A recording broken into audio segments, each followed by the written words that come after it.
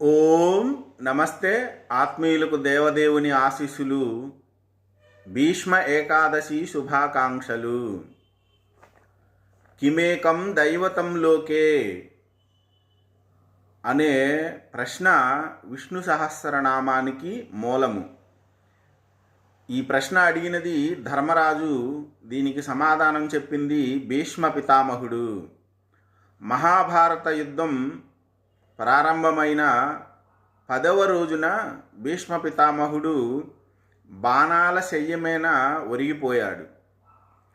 మహాభారత యుద్ధం మిగిలిన 8 రోజులు పూర్తయిన తరువాత, ధర్మరాజు పట్టాభిషిక్తుడైన తరువాత అశ్వమేధ యాగం చేయడం కూడా జరిగింది. ధర్మరాజు రాజపట్టాభిషేకాన్ని పొందిన మీదట భీష్మ పితామహుని దగ్గర నుంచి అనేక ధర్మ సందేహాలను ప్రశ్నల రూపంలో అడిగి సమాధానాలను పొందాడు. అలాంటి వాటిలో అన్ని రకాల అంశాలు దాగి ఉన్నాయి.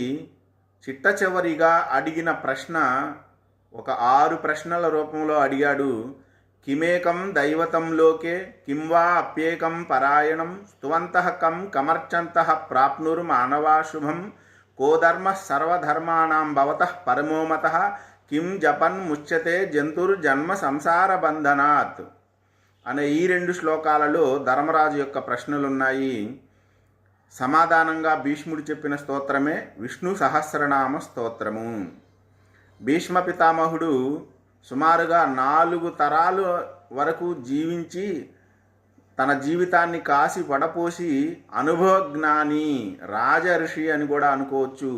అలాంటి అనుభవజ్ఞానము కలిగిన వేదాంగ సంబంధమైన అంశాలు కూలంకషంగా తెలిసి ఉన్న భీష్ముని ద్వారా ధర్మరాజు పొందిన సమాధానమే ఈ లోకానికి ఒక్కడే అయిన దేవుడు ఎవరు అని ప్రశ్నిస్తున్నప్పుడు జగత్ప్రభుం దేవదేవం అనంతం పురుషోత్తమం స్తువన్నామ సహస్రేణ అనుకుంటూ సమాధానం.